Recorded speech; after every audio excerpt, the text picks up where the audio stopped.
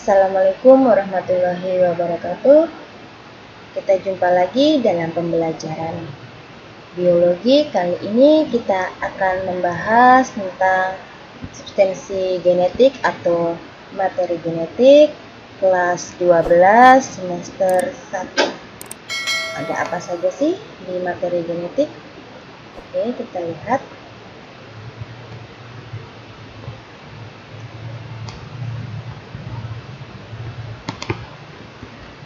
Di sini bisa kita lihat ada sebuah gambar keluarga Bapak Susilo Bambang Yudhoyono beserta istri dan anaknya. Di sini ada kemiripan atau tidak ya? Itu kita lihat di sini ada kemiripan ya mukanya. Pasti penyebabnya bisa mirip. Pasti kita sudah sering dengar ada yang bilang DNA atau gen. Untuk itu kita akan membahas itu. Kita lanjut. Sebelumnya kita lihat dulu tujuan pembelajaran kita kali ini, yaitu menyebutkan pengertian gen, DNA, RNA, dan kromosom, membedakan gen, DNA, RNA, dan kromosom, menjelaskan struktur heliks DNA serta sifat dan fungsinya, menjelaskan struktur, sifat, dan fungsi RNA, menjelaskan hubungan antara DNA, gen, dan kromosom. Oke, dapat lihat di sini ada bagaimana cara penurunan sifat dipengaruhi, yaitu melalui materi genetik berupa gen, DNA, dan kromosom, di mana letaknya ada di dalam sel. Di dalam sel itu ada sebuah inti sel. Di dalam inti sel itu ada kromosom. Dan dalam kromosom itu terdapat neoloprotein dan protein asam nukleat.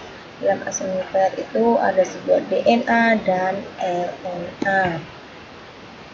Kromosom itu sendiri memiliki arti adalah benda-benda halus berbentuk lurus seperti batang atau bengkok dan terdiri dari zat yang mudah mengikat zat warna di dalam nukleus. Suryo 1984. Kemudian istilah kromosom dipopulerkan oleh Welldyer, yaitu pada tahun 1888.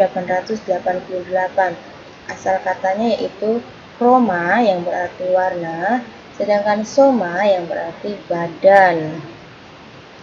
Jadi kromosom tampak jelas pada metafase atau pembelahan sel karena kromosom berjejer di bidang pembelahan atau bidang ekuator.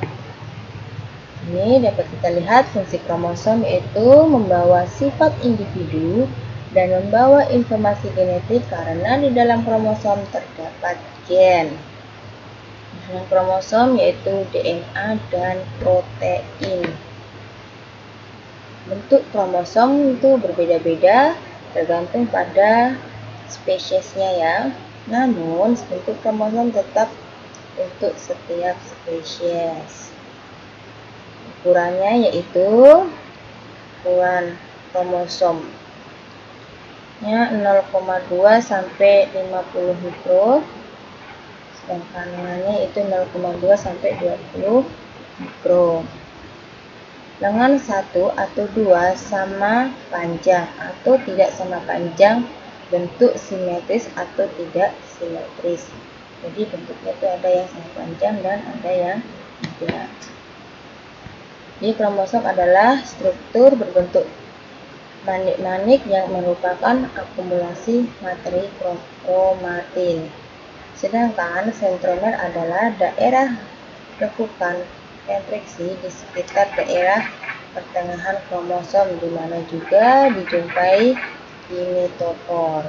Sedangkan kinetotor adalah daerah tempat perlekatan benang-benang spindle dan tempat melekatnya lengan kromosom. Telomor adalah daerah terujung kromosom, fungsi menjaga stabilitas bagian ujung kromosom agar DNA tidak terurai. Sedangkan stelit adalah bagian kromosom yang berbentuk bulatan dan terletak di ujung lengan kromatit.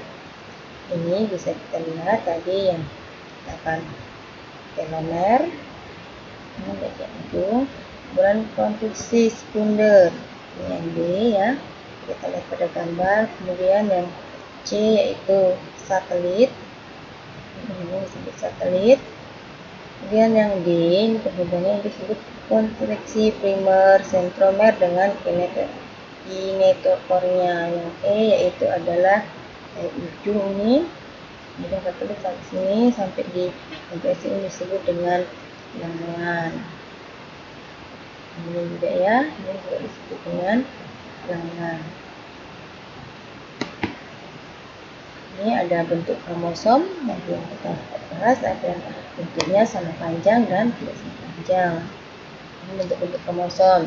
Yang pertama ada bentuk tolokentrik, yang kedua bentuknya itu akrosentrik, yang ketiga submetasentrik, dan yang keempat bentuknya metasentrik.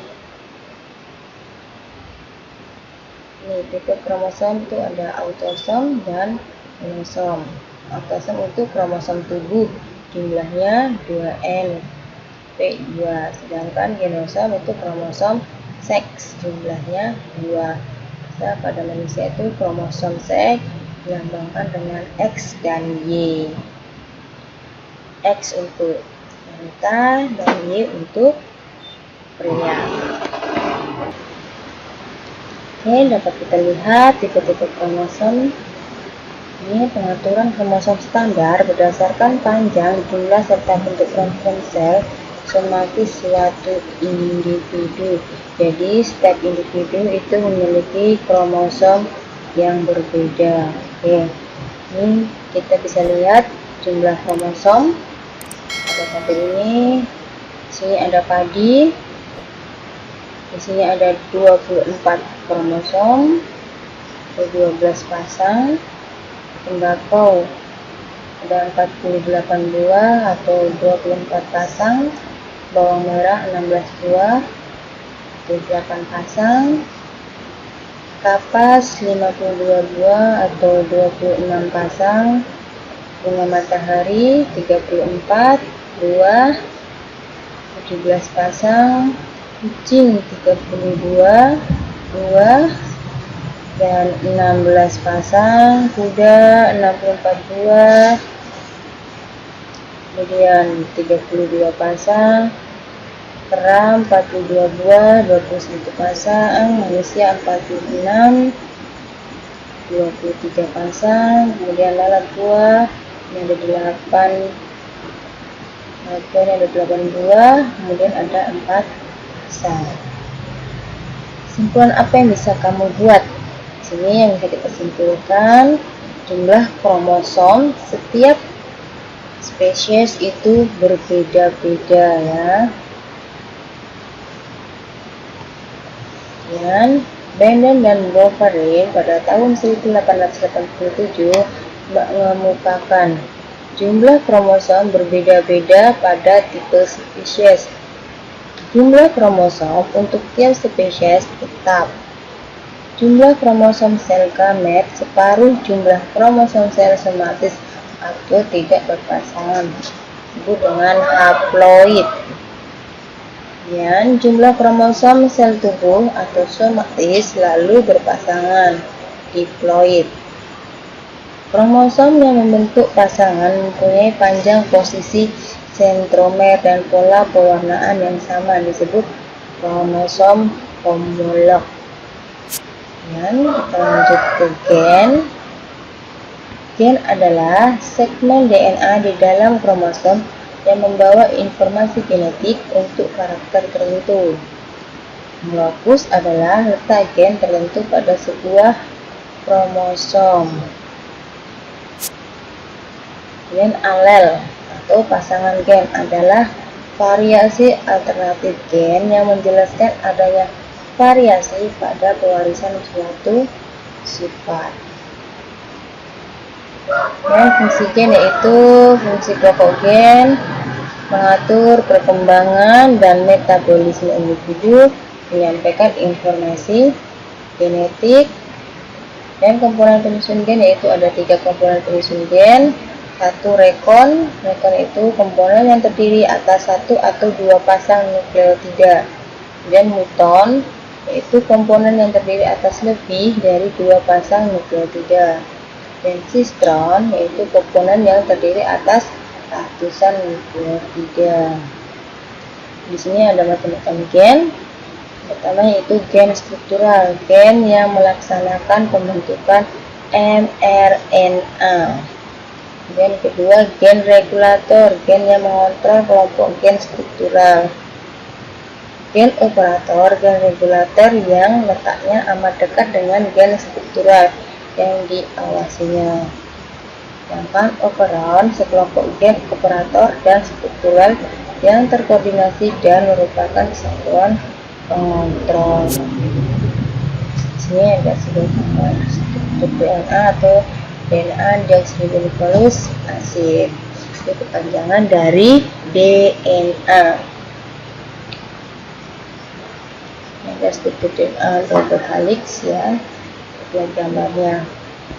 Ini menurut Watson dan Crick pada tahun 1953 menyatakan bahwa molekul DNA terbentuk seperti tangga tali berpipih atau hubungan double helix dengan ibu tangga terdiri atas gula deoksiribosa dan glukus fosfat, sedangkan anak tangga terdiri atas pasangan basa nitrogen yang dihubungkan oleh ikatan hidrogen lemak. Ya, DNA tersusun oleh 3 macam molekul. Itu yang pertama gula deoksiribosa atau gula pentosa. Yang kedua basa nitrogen. Sini ada purin, adenin dan guanin biasa dilambangkan A dan G. Kemudian pirimidin, di sini ada sitosin dan timin biasa dilambangkan S atau C dan T. Jadi kalau untuk sitosin ini lambangnya bisa S atau C. Sedangkan timin yaitu T. A selalu berpasangan dengan T. Jadi adenin ini selalu berpasangan dengan timin. Memiliki 2 ikatan hidrogen. Sedangkan sitosin atau sitosin selalu berpasangan dengan G atau disebut dengan guanin. Jadi sitosin selalu berpasangan dengan guanin, memiliki 3 ikatan hidrogen. Dan yang ketiga itu glukus fosfat.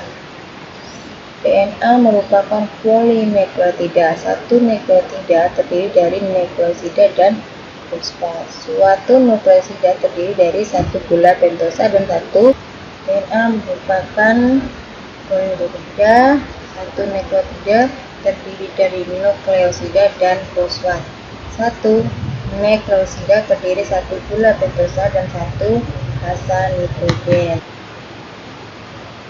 Ini dapat kita lihat di sini ada sebuah ikatan.